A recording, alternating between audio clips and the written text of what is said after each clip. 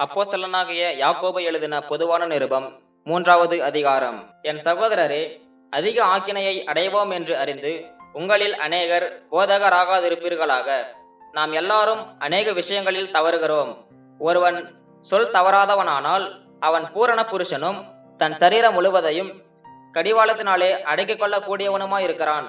பாருங்கள், குதிரைகள் நமக்கு கீழ்ப்படியும்படிக்கு அவைகளின் வாய்களிலே கடிவாளம் போட்டு அவைகளுடைய முழு சரீரத்தையும் திருப்பி நடத்துகிறோம். கப்பல்களையும் பாருங்கள், அவைகள் மகா பெரியவைகளாயிருந்தாலும் கடும் காற்றுகளால் அடிபட்டாலும் அவைகளை நடத்துகிறவன் போகும்படி யோசிக்கும் இடம் எதுவோ அவ்விடத்திற்கு நேராக மிகவும் சிறிதான சுக்கானாலே திருப்பப்படும்.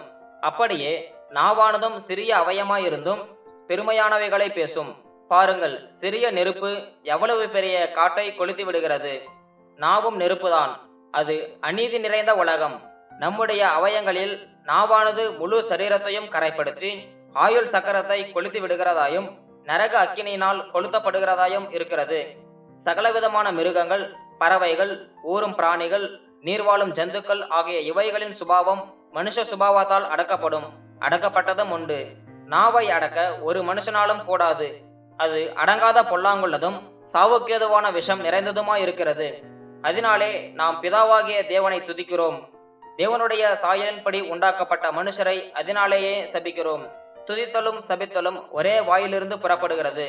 என் சகோதரரே, இப்படி இருக்கலாகாது. ஒரே ஊற்றுக்கண்ணிலிருந்து தித்திப்பும் கசப்புமான தண்ணீர் சுரக்குமா?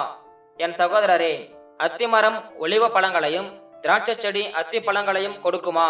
அப்படியே உவர்ப்பான நீரூற்று தித்திப்பான ஜலத்தை கொடுக்க மாட்டாது.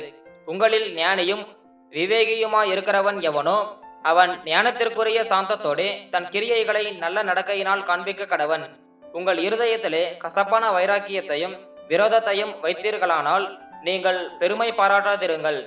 சத்தியத்திற்கு விரோதமாய் பொய் சொல்லாமலும் இருங்கள். இப்படிப்பட்ட ஞானம் பரத்திலிருந்து இறங்கி வருகிற ஞானமாயிராமல் லௌகிக சம்பந்தமானதும் ஜென்ம சுபாவத்துக்குரியதும் பேய்த்தனத்துக்கடுத்ததுமாயிருக்கிறது.